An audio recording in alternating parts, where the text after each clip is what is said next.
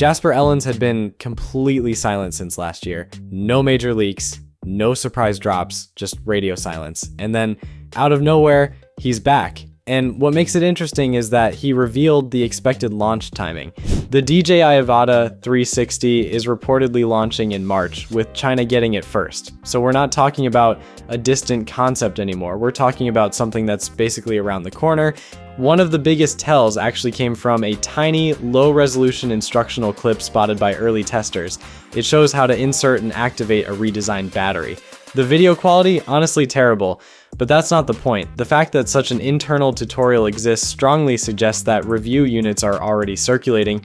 When testers have activation guides, that means YouTubers likely have hardware in hand.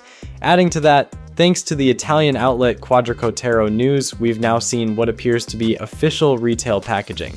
There's even a shot of the Avata 360 displayed inside the DJI Goggles 3 interface, positioned next to the DJI Avata 2. Side by side, the new drone appears slightly larger, and that makes sense. A dual-purpose 360 and FPV system on board. Expecting something lighter was probably optimistic. Earlier sub-250-gram speculation now looks very unlikely.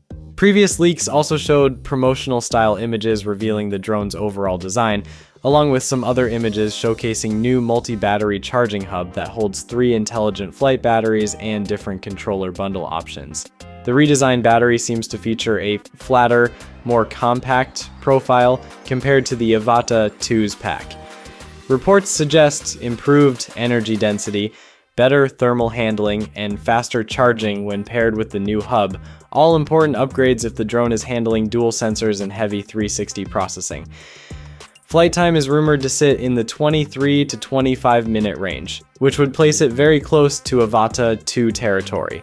On the imaging side, multiple reports suggest the Avata 360 could record up to 8K 360-degree video. That would essentially merge the world of dedicated 360 action cameras with FPV drones.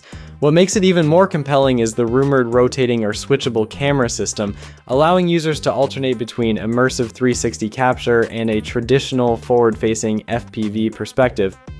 Fly first, reframe later. That seems to be the entire philosophy. There's also talk about improved stabilization algorithms specifically tuned for reframed 360 footage, which would make a lot of sense. If you're giving users total freedom in post-production, stabilization becomes critical for cinematic output. Transmission leaks have consistently pointed toward O4 class video transmission, suggesting compatibility with DJI's newer FPV ecosystem and Goggles 3. Some chatter even hints at real-time reframing previews in the live feed. As for controllers and bundle variations, we've already covered those details along with pricing discussions for the Chinese market. It's safe to assume global pricing will land higher once international availability is announced.